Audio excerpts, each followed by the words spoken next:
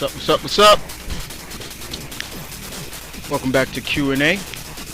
And I got a couple more questions once again coming back to you. Mount Vernon Kid. Hope everybody's well on their end. So, let's get started, shall we?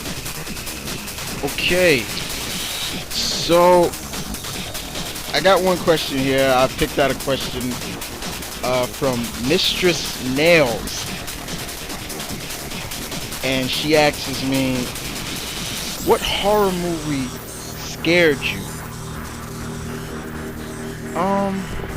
Well, I don't really get too scared of horror movies too much anymore because they're not really scary to me anymore. It's like they're just full of gratuitous violence and just, you know that's gonna happen. Oh, well, this person's gonna die or this is gonna happen. But there was one movie that freaked me out, that had me jumping like wow, and it's the reason why I don't really think I'd ever explore unknown caves, and that's The Descent. And it's a British horror film, and that movie freaked me out. That scared me. Just that freaked me out, and that's one reason why I don't think I'll be going into unexplored caves, because you never know what's in there. And if you do, I feel free to check this movie out. Can't wait to the sequel. I hope it comes to the States. But yeah, that Mistress Nails, that is one horror movie that freaked me out. That is the current horror movie that freaked me out. Nothing really doesn't freak me out too much anymore. I got another question here from Kid Guru 718, and he asks me, hey kid, what did you think of the season premiere of Smallville? Well, Guru, I thought it was very interesting to start off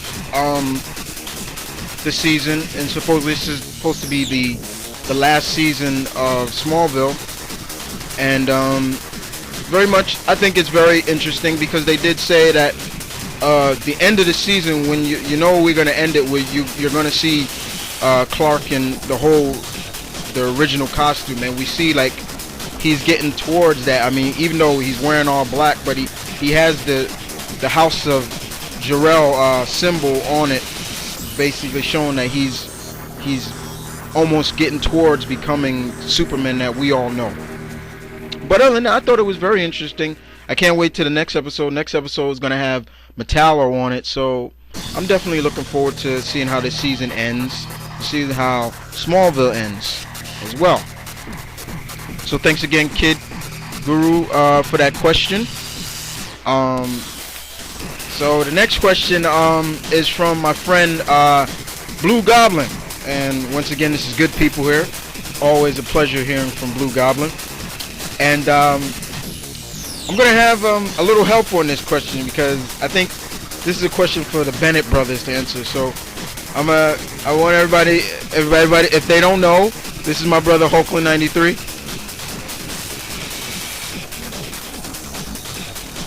What's up? Alright. And if you know the Bennett brothers, Mount Vernon Kid and Hulkland 93, you know that we do the reviews on different wrestling pay-per-views.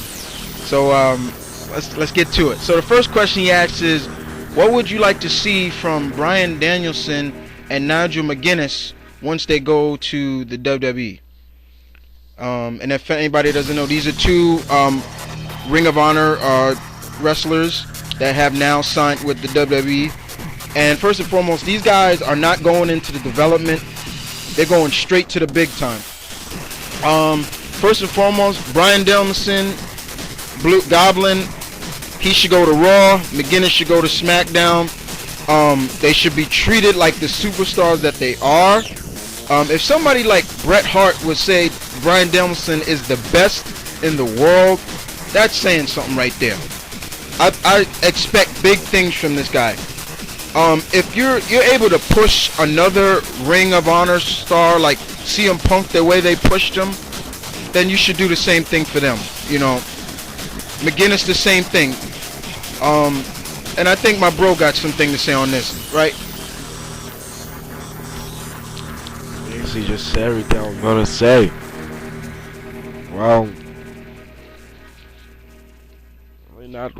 really not that much to say, bro. If I had to say one thing, just hope WWE doesn't make them look like jobbers, like how they most time WWE does waste good talent. It's not trying to disrespect, but it's the truth. They waste good talent. I hope they don't. They're able to push CM Punk. They should be able to push Bryan Danielson and Nigel McGuinness, because Nigel McGuinness is one of the best heels in Ring of Honor. Held the belt for a long time, even the pure belt. I kind of wish Austin Aries came too, but if Ring of Honor lost him, then it's like, okay, we just lost another big guy influence. Oh no, WWE gets Bryan Danielson, and now man, don't change their gimmicks. Well, if they really don't have a gimmick, don't change their names. Just keep them the way they are and get good matches for them, and don't hold them back. Word. So that's coming from the Bennett brothers right there. Just don't hold them back, WWE. That's all we're asking. Another question Goblin asks is, what two wrestlers from TNA could you see getting better exposure by going to Ring of Honor? Who do we say on this, bro? Well, this is kind of a tough question, Goblin, but in my eyes, I would say the Motor Machine Guns. I mean, they're not doing anything with them, and that's the point. I mean, they're using a real gimmick of them, like they're not even on the cards no more, and they're just showing up acting pretty stupid. So, and even though they've been there before, they probably would get better exposure over there. They haven't, right? No, but I would definitely see them going. You see anybody, bro? Not right. Well, bro, don't see nobody right now, but I would definitely see Motor City Machine Guns going there. So those are the two I would pick, Goblin. But thanks again for the questions. Everybody, that was my bro, getting his 2 cents in as well. So thanks again, bro, for helping me out. Always check out my bro's channel as well. He's always got things on his mind to say. Keeps it real, just like me. Okay, so next question comes from wow, Miss Gemini. Again, I think she likes me, but I'm sorry, Miss Gemini. I'm taken. I'm just joking. But I'm serious about that. She asks me, kid, you are always talking about your little brother Hulkland 93.